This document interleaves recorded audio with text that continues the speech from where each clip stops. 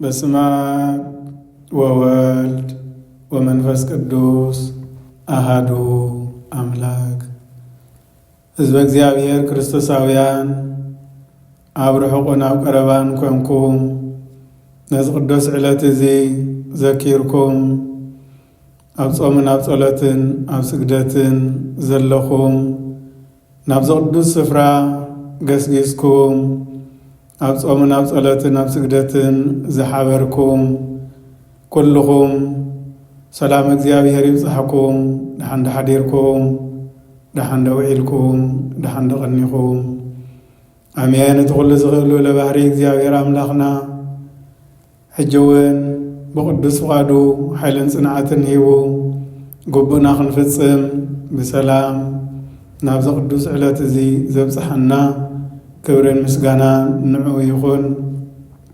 ናይ ኣዴና ቅድስት ድንግል ማርያም ማላድነትን ጸሎትን ናይ ኩሎም ቅዱሳኑ በረኸትን ረድኤትን ኣይፈለየና። ጾምናን ጸሎትናን ስግደትናን ይቀበለልና።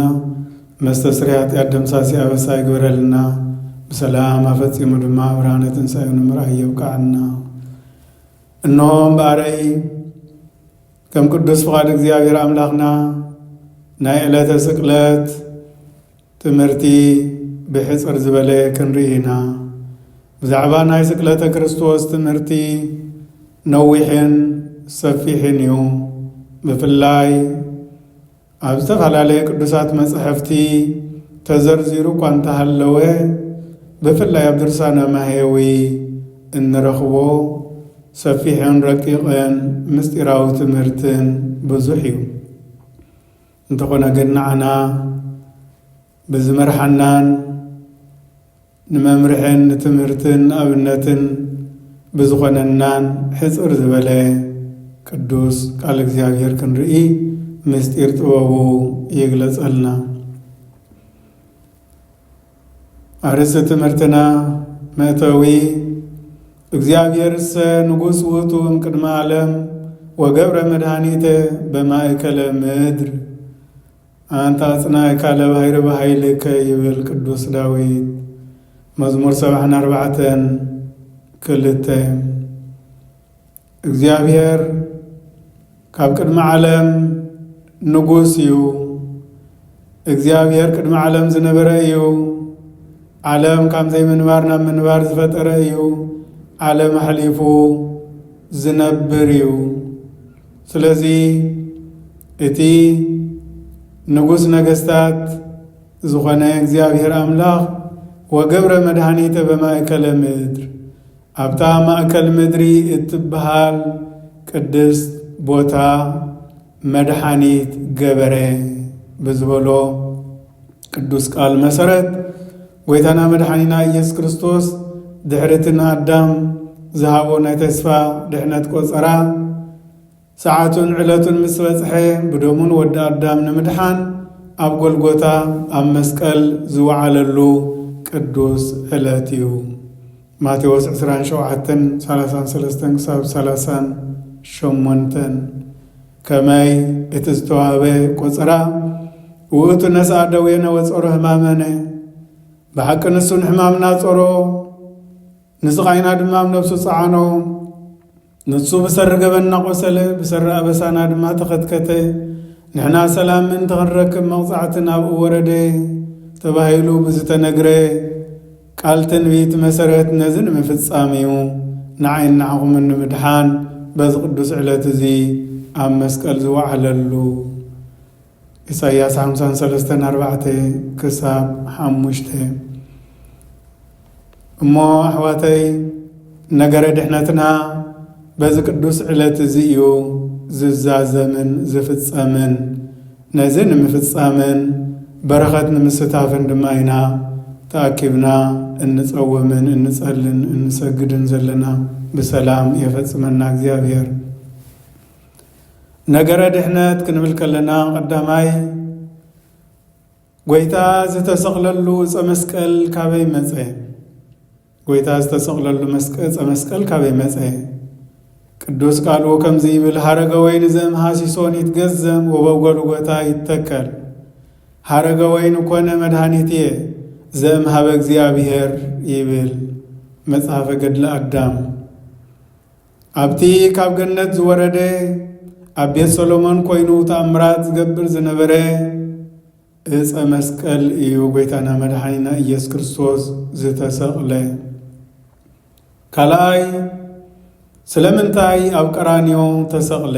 ካልእ ቦታ ዘየልዎ ዲነሩ ወይ ናይ ኣጋጣሚ ጉዳይ ድዩ? ስለምንታይ ኣብታ ቀራንዮ ትበሃል ስፍራ ተሰቕለ?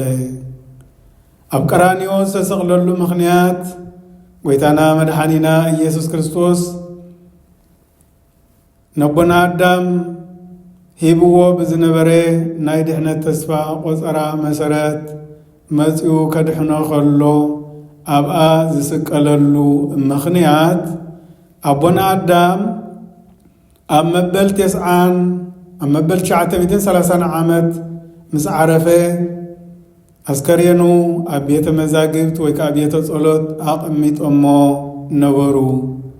ኣብ ግዜ ማይኣየ ድማ ኣቦና ኖህ ምስኡ ኣብ መርከብ ኣጽኒሑ ንስየም ወዱ ኣብቲ ድሕነት ዝወሃበሉ ምሕረት ዝግበረሉ ደም ክርስቶስ ዝፈሰሉ ቅዱስ ቦታ ወሲድካ ቁበሮ ኢሉ ሓቢርዎ ነበረ እሞ ስየም ድማ ከምኡ ገበረ ኣብኡ ወሲዱ ንኣስከሬን ኣቦና ኣዳም ቀበሮ። ጎይታና መድኃኒና ኢየሱስ ክርስቶስ ድማ ብደመይ ክብጀወካ እየ ዝብል ተስፋ ስለ ዝነበረ ኣብ ልዕልታ መቃብር ናይ ኣቦና ኣዳም ተሰቕለ። ስለዚ ኣብ ቀራንዮ ዝተሰቕለሉ ምኽንያት በዚ ምስጢር እዚ እዩ። ሳልሳይ ጎይታና መድኃኒና ኢየሱስ ክርስቶስ ስለምንታይ ዓርቢ መዓልቲ ተሰቕለ? ዓርቢ መዓልቲ ዝተሰቕለሉ ምኽንያት እግዚአብሔር ኣምላኽ ነቦና ኣዳም ክፈጥሮ ከሎ መሬት ካብ ዱዳልየብ፣ ማይ ካብ ናጅየብ፣ ንፋስ ካብ ኣዝየብ፣ እሳት ካብ ኮርየብ ምስ 3 ባህርያተ ነፍሲ ኣዋሃሂዱ ብ14 ሚያዝያ ብዕለተ ዓርቢ እዩ ፈጢርዎ። ኣቦና ኣዳም ድሕሪ 7 ዓመትን 47 መዓልትን ዝተዋህቦ ትእዛዝ ብዘይ ምሕላው ዕለተ ዓርብ ካብ ገነት ወፂኡ። ኣቦና ኣዳም በቲ ዝተዋህቦ ናይ ድሕነት ተስፋ መሰረት ድሕሪ 5 መዓልትን ፈረቓን ወይ ከዓ 5500 ዓመት ከድሕነካ እየ ዝብል ናይ ድሕነት ቆፀራ መሰረት ጎይታና መድኃኒና ኢየሱስ ክርስቶስ ኣብ መስቀል ኣብ ዝወዓለሉ ዕለተ ዓርቢ ድማ ብኣካለ ነፍስ ምስ ደቁን ደቂ ደቁን ናብ ገነት ኣተወ። ስለዚ ኣቦና ኣዳም ዕለተ ዓርቢ ተፈጢሩ፣ ዕለተ ዓርቢ ካብ ገነት ወፂኡ፣ ዕለተ ዓርቢ ድማ ብስቕለትን ተበጃውነትን ጎይታና መድኃኒና ኢየሱስ ክርስቶስ ብኣካለ ነፍሲ ናብ ገነት ተመሊሱ ኣትዩ። ስለዚ ክርስቶስ ዕለተ ዓርቢ ዝተሰቕለሉ ምኽንያት በዚ 3 ነገራት ምኽንያት እዩ። ሰብኣቱ ኣጽርሃ መስቀል ጎይታና መድኃኒና ኢየሱስ ክርስቶስ ክብርን ምስጋናን ንዑ ይኹን። ኣብ መስቀል ኣብ ዝወዓለሉ ጊዜ ኣብ መስቀል ኮይኑ ዝተዛረበን 7 ኣጽርሃ መስቀል ይበሃላ። ቀዳማይ ኦ ኣቦ ዝገብርዎ ኣይፈልጡን እዮም እሞ ሕደገሎም በለ። እዚ ሕድገታት ምሕረት ይምህረና። ካልኣይ ነቲ ብየማን ተሰቒሉ ዝነበረ ጥጦስ ኦ ጎይታ መንግሥትኻ ተዘከረኒ ምስ በለ ሎሚ ምሳይ ኣብ ገነት ክትህሉ ኢኻ በሎ። እዚ ድማ ብፍጹም እምነት ምልማን ድሕነትን ምሕረትን ከም ዘውህብ ይምህረና። ሳልሳይ ነዴና ቅድስት ድንግል ማርያምን ቅዱስ ዮሐንስን እንሆ ወድኺ እንሃ ኣዴኻ በሎም። እዚ ድማ ብወክልና ቅዱስ ዮሐንስ ቅድስተ ቅዱሳን ድንግል ማርያም ኣደ ኩልና ምዃና ሓበረና። ራብዓይ ኣምላኪየ ኣምላኪየ ለምን ተሃደገኒ በለ። ጎይታና መድኃኒና ኢየሱስ ክርስቶስ ስጋ ብምልባስ ናይ አዳም ቅጽዓት ይቅበል ስለዘሎ ንአዳም ወኪሉ ዝተዛረቦ ቃል እዩ። ንአዳም ንደቂ አዳም ምሕጽንታን ምሕረት ምልማንን ከም ዘድሊ ድማ ይምህረና። ሓሙሻይ ጸማእኩ በለ። እዚ ድማ ስርዓተ ጾም ይምህረና ኣሕዋተይ። ከመይ ብእምነት ምእንቲ ጽድቂ ካብ ሰብ ተፈሊኻ ከም እትጠምን ከም እትጸምእን ዝምህረና ቅዱስ ቃል እዩ። ሻዱሻይ ወይብየ ተፈጸመ ኩሉ ከምታ ቀዲሙ ብትንቢት ዝተነግረ ኩሉ ነገረ ድሕነት ኣብዚ ተፈጺሙ ኣሎ ብማለት የረዳአና። ሻውዓይ ኣምሃጽን ነፍስየ በለ። ብመለኮቱ ነፍሳት ስለ ዘድሕን ድሕነትን ምሕጽንታን ነፍሳት ከም ዘሎ ይምህረና። 13 ሕማማተ መስቀል ቁጽሪ 1 አክሊለ ሶክ፣ ካልኣይ ተኰርዐ ርእስ፣ ሳልሳይ ተጸፍኦ መልታይት፣ ራብዓይ ተቀስፎ ዘባን፣ ሓሙሻይ ተኣስሮ ድህሪት፣ ሻዱሻይ ተስሕቦ በሃብ፣ ሻውዓይ ጸዊረ መስቀል፣ ሻሙናይ ሰትየ ሃሞት፣ ታሽዓይ 5 ቅንዋተ መስቀል ማለት ሳዶር፣ አላዶር፣ ዳናት፣ አዲራ፣ ሮዳስ እዮም። ካልኣይ ኣቋጻጽራ ቀዳማይ ተኣስሮ ድህሪት ጐይታና መድኃኒና ኢየሱስ ክርስቶስ ክብርን ምስጋናን ንዑ ይኹን ኣሲሮም ገጹ ሸፊኖም መን እዩ ዝጸፍዓካ እናበሉ ዝሓተትዎ። ካልኣይ በአፍንጫው 25 ጊዜ ደም ክሳብ ዘንጠብጥብ ዝገረፍዎ። ሳልሳይ የማነ ጸጋም ክስሕብዎ ኸለዉ 65 ጊዜ ምስ ጉንዲ ዘጋጨውዎ። ራብዓይ ካብ ቤት ቀያፋ ክሳብ ጲላጦስ 133 ጊዜ ምስ እምኒ ዘራጸምዎ። ሓሙሻይ ርእሱ ብበትሪ 365 ጊዜ ተነበየልና እናበሉ ዝሃረምዎ። ሻዱሻይ ጽሕሙ ገጹ ጸጉሪ ርእሱ 300 ጽሕሙ 28 ጊዜ ጸጉሪ ርእሱ 305 ጊዜ ዝነጸይዎ። ሻውዓይ ብኹርማጅ ቁጽሪ ተጋጊና እናበሉ እናመላለሱ 6666 ጊዜ ዝገረፍዎ። ሻሙናይ ንላግጺ ንጉስ ኢኻ እናበሉ ኣኽሊል እሾኽ ተቲዖም ኣብ ርእሱ ዝደፍእሉ። ኣብዚ እግሪ መንገድና ኣብ ጊዜ ጸሎተ ቅዳሴ ናይ ካህናትን ዲያቆናትን ኣልባሳትን ኣክሊላትን ነዚ ዘመልክተና ምሳሌን ኣብነትን እዩ። ታሽዓይ ኣሲሮም ንፍርዲ ከመላለስዎ ኸለዉ 136 ጊዜ ኣብ መሬት ዝወደቆ።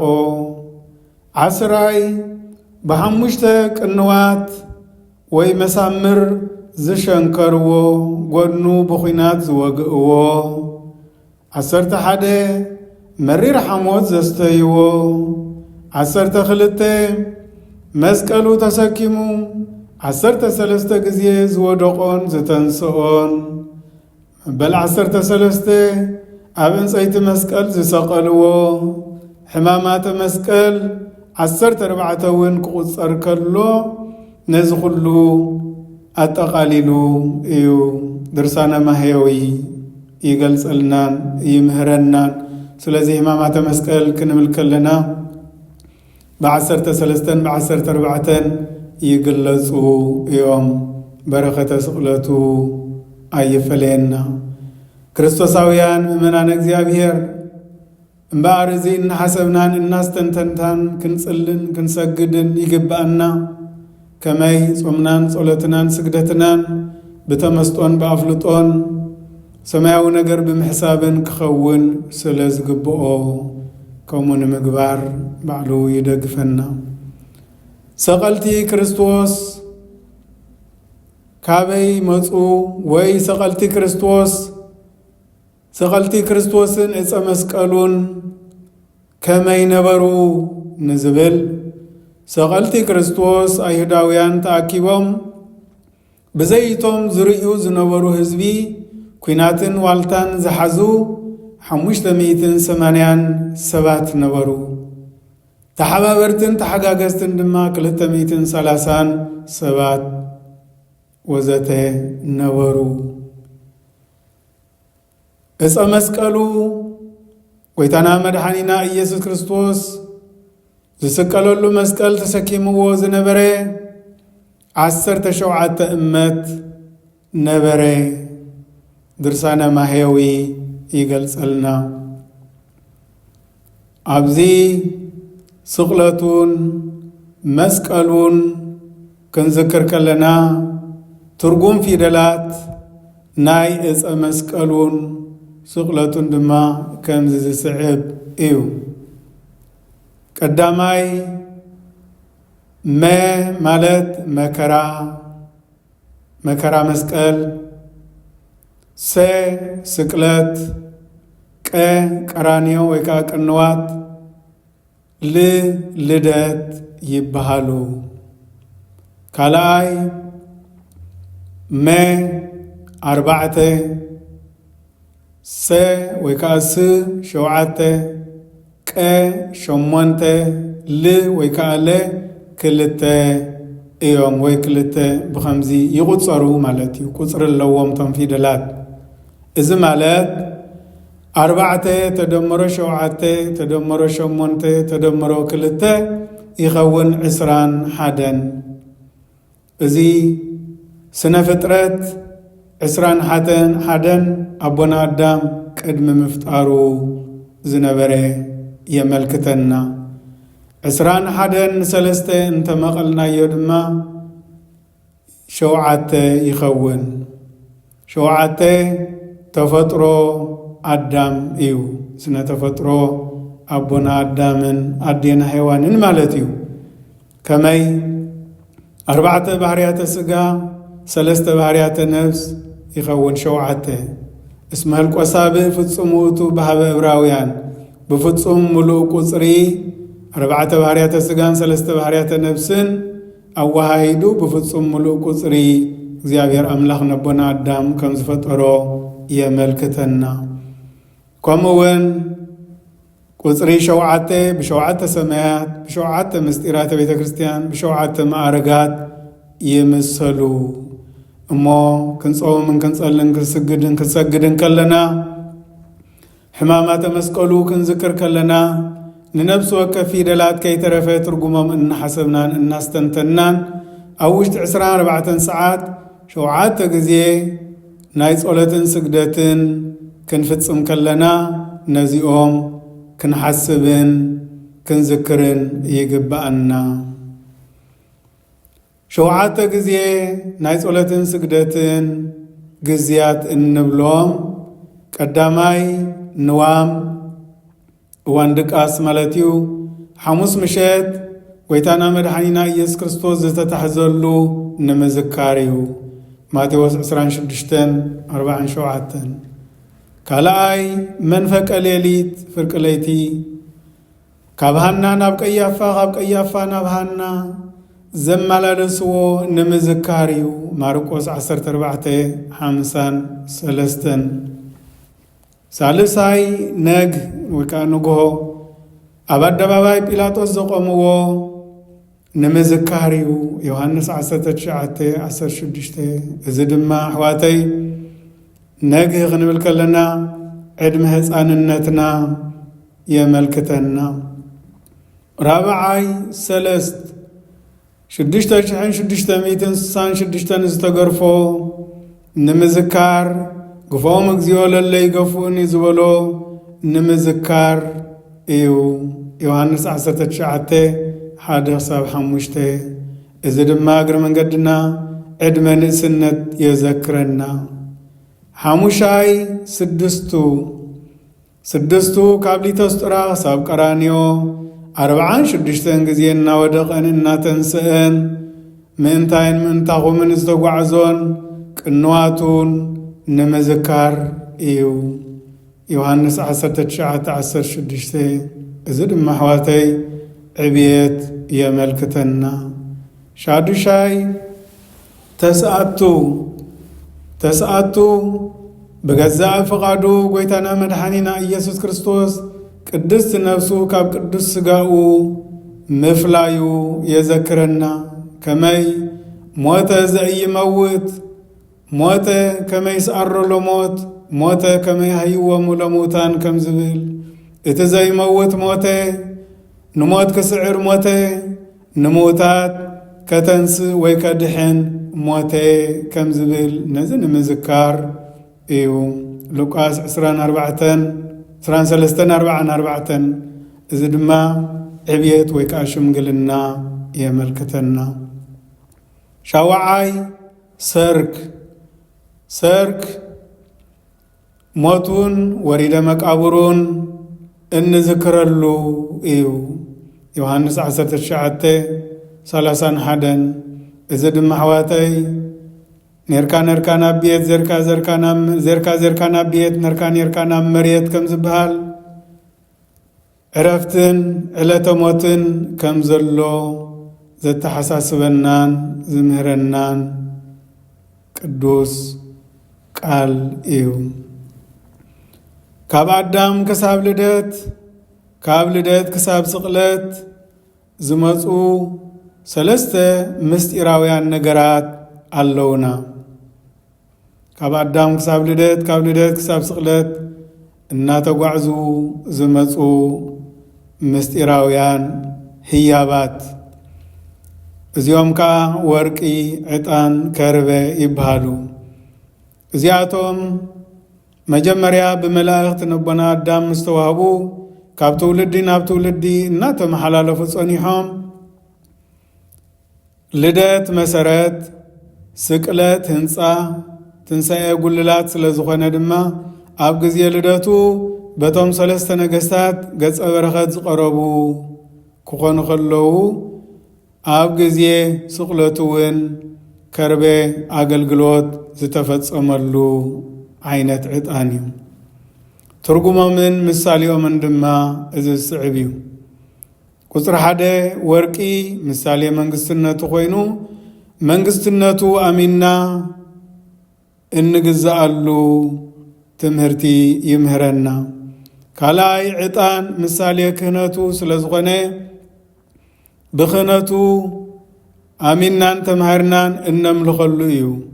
ሳልሳይ ከርቤ ምረት መከራ መስቀሉን ተበጃውነቱን ዝገልጽ ስለ ዝኾነ ተበጃውነቱን ለውሃቱን ተረዲእናን ኣሚንናን እነመስግነሉ ከምኡውን ብመከራ መስቀል ሓሊፍና ኣሰሩ ተኸቲልና ምሕረትን ድሕነትን እንረኽበሉ ፍጻሜታት ምዃኑ ይገልጸልና። ነዚ ንምፍጻም ሓይልን ጽንዓትን መንፈሳዊ ኣእምሮን ይዓድለና። ኣብ ጊዜ ስቕለት ጐይታና መድኃኒና ኢየሱስ ክርስቶስ ዝተኸስቱ ወይ ከዓ ዝተራእዩ ተኣምራት ኣብ ሰማያት ዝተራእዩ ተኣምራት ቀዳማይ ፀሓይ ጸልሚታ፣ ካልኣይ ወርሒ ደም ኮይና፣ ሳልሳይ ከዋኽብቲ ረጊፎም ከመይ ፀሓይ ጸልመ ወወርሒ ደመ ኮነ ወከዋክብት ወድቁ ፍጡነ ከመ ኢይረአዩ እርቃኖ ለዘአልበሶሙ ብርሃነ ይብል። ፀሓይ ጸልሚታ ወርሒ ደም ኮይና ከዋኽብቲ እውን ረጊፎም ስለምንታይ ነቲ ብርሃን ዘልበሶም ጐይታ ዕርቃኑ ምእንቲ ከይርእዩ ይብል። ኣብ ምድሪ ዝተራእዩ ተኣምራት ቀዳማይ መጋረጃ ቤት መቕደስ ካብ ላዕሊ ክሳብ ታሕቲ ተቐደ፣ ካልኣይ መሬት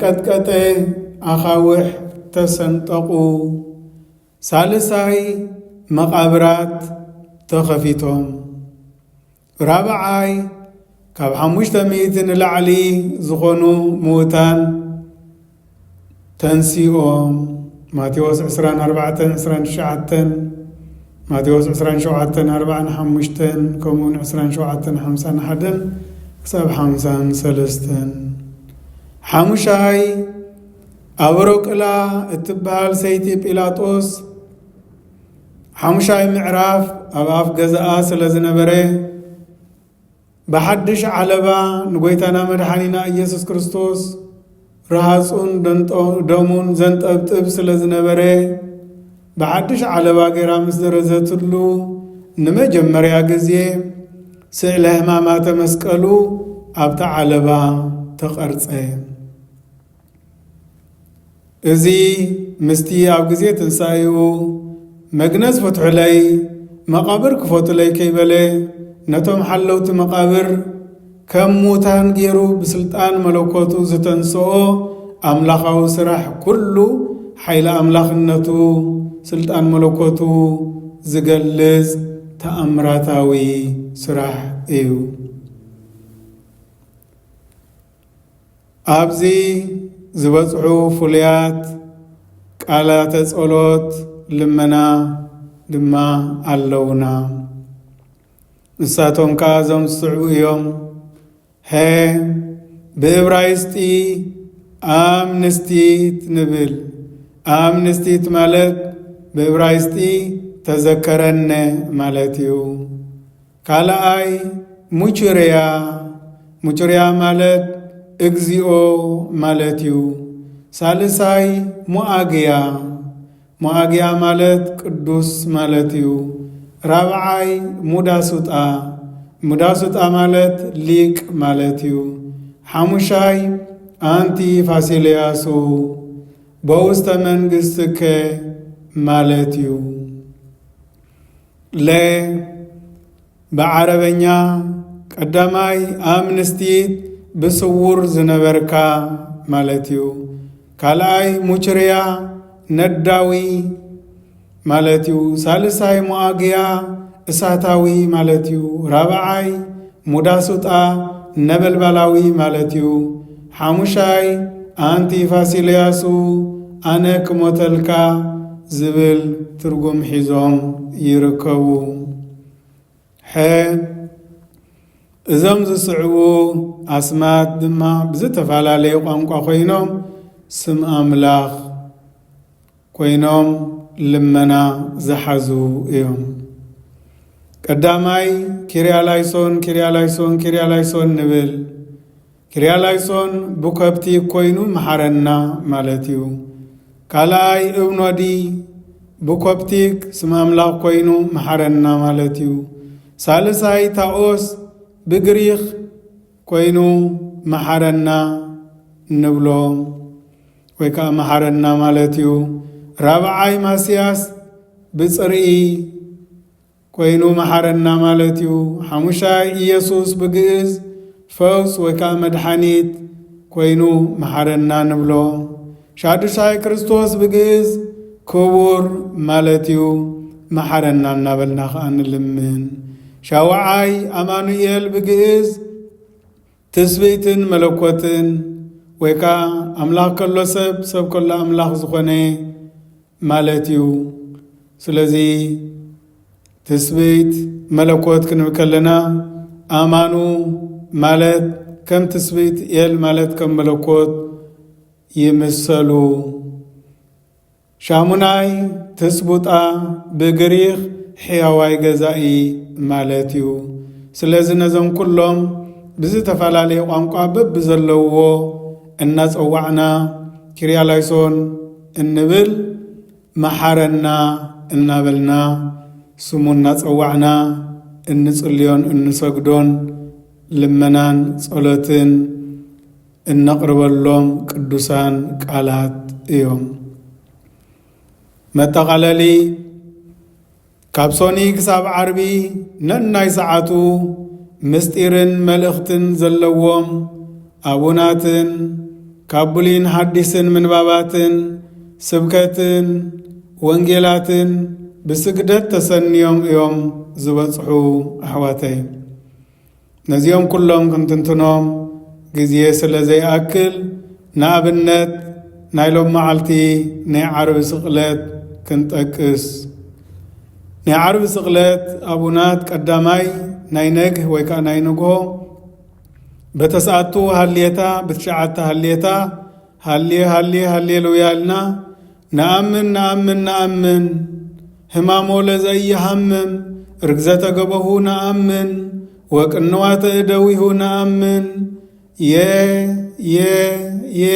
نأمن موتو وتنسائه يبل كمي نحنا حمامنا أمننا نتزي حمم حمامنا أمن قنو زتوقون أداونا أقارون سشنكرون كنواتون نأمن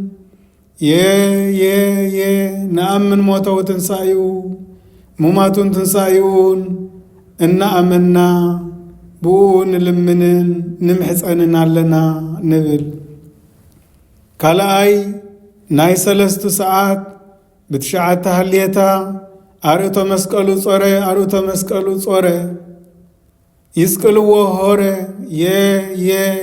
كميشي هاني بيزو اكزي كونا قبري نبل أريت مسكالو صيرو كساقلو نبتسكالو اللبوتا بقزا فقادو نتبجاو نتقوع زي نبل كومون قفوم الزبل هبزي نبتصح سالساي ناي 6 ساعات بتسعتو هاليتا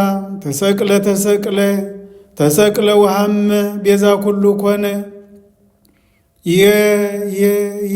بمسكلو بيزاون اموت بالهن يبل إذ مالت تسقلو حميمو ميتو أدحننا نبل بمسكلو تبجينا نبل كمون لمسكلك نسجد أوليكنا ولا تنساك قدسته نسيبه كلنا يزيني وزلفني زبل قال مسغانان صلاتون والنبص إذ مالت نمسكل كان سجدنا أو قويتنا أو ممهرنا بقدست تنسايخا ونمسكنا لنا لو من كل ساعة نزل العالم زبل يبصح رابعاي نايسة تسعتو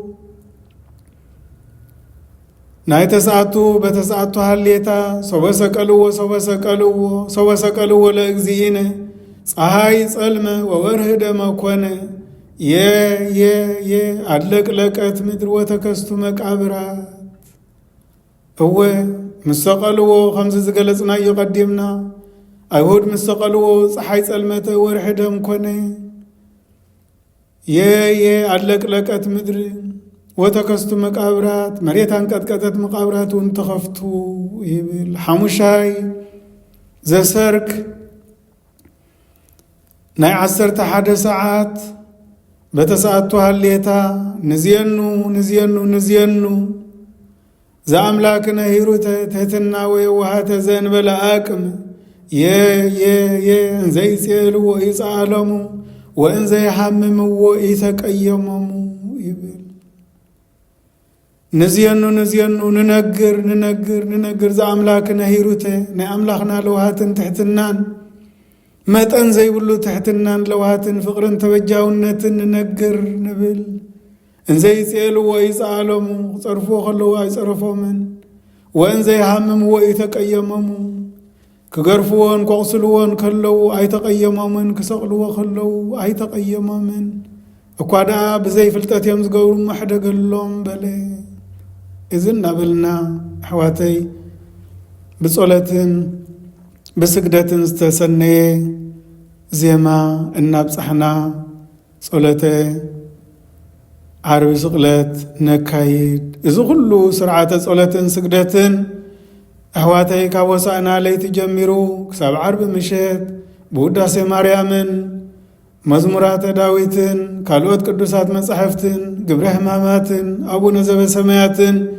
كريا لايسونن تسنيو بزي تفلالي زيمان نبابن دقامن إيو زبتصح أم وداتا دما ምህልላን መዝሙራትን ምስ በጽሐ ጥብጣብየ ይካየድ። ጥብጣብየ ማለት ናይቲ መግረፍቲ ናይ ጎይታና መድኃኒና ኢየሱስ ክርስቶስ ምሳሌ ኮይኑ ህዝቢ ተጠብጢሙ 41 ሰጊዱ ንስየብሖ ኢሉ ናብዚ ዘብጽሐና እግዚአብሔር ይመስገን፣ ነዚ ዝሃበና እግዚአብሔር ይመስገን፣ ምሕረትን ድሕነትን ይቕሬታን ዝገበረልና እግዚአብሔር ይመስገን በማለት ንስየብሖ ለእግዚአብሔር ስቡሃ ዘተሰብሃ በማለት ነቲ ቅድመ ዓለም በባህሪው ዝተመስገነ በአእላፍ አእላፍ መላእኽቱ ዝተመስገነ ዝኸበረ በአናውን ክብርን ምስጋናን ይግብኦ በማለት ስርዓተ ጸሎትናን ስግደትናን ንዛዝም ኣሕዋተይ እሞ ነዚ ኩሉ እናሓሰብናን እናስተንተናን ምስጢሩን መልእኽቱን ፍጻሚኡን እናዘከርና ኸነብጽሖ ኸለና ብዝያዳ ተመስጦን ጠብላሕታን መንፈሳዊ ርድኢትን ይሕድረልና እሞ ንዑ ስለ ንሓስብ ስእለ ስቅለቱ بعين لبنا إن تمتنا ناؤنا رأنا كنبصح خلنا حواتي اتدخامن تميتن سمئنون يقللنا أي سمعنا إيو أمو نزلنا حسبنا إذا زبهال زلو خمس زمالتيو إذا زقبر زلو كم زمالتي نابلنا ناؤنا حسبنا أأمرنا إرنب بابلنا أبتزلنا يا بوتا وشتي قدست بيت كريستيانن وي ناي ጸሎት ቦታን ጥራይ እናራአናን እናሐሰብናን ስርዓተ ጸሎትናን ጾምናን ስግደትናን ክንፍጽም ሓደራ እግዚአብሔር ባዕሉ ኃይልን ጽንዓትን ይሃበና በሰላም ይፈጽመና ብርሃነ ትንሣኤኡ ንምርአይ ይብቃዓና ስለተዝለገሰልና ቅዱስ ቃላቱ ክብርን ምስጋናን ውዳሴን አምልኾን ንዑኡ ይኹን ስብሐት ለእግዚአብሔር ወለወላዲቱ ድንግል ولمسقل كبور يتاكوت ويسباسم لእግዚአብሔር አምላክነ ወትረ በኩሉ ጊዜ ወበኩሉ ሰዓት አሜን።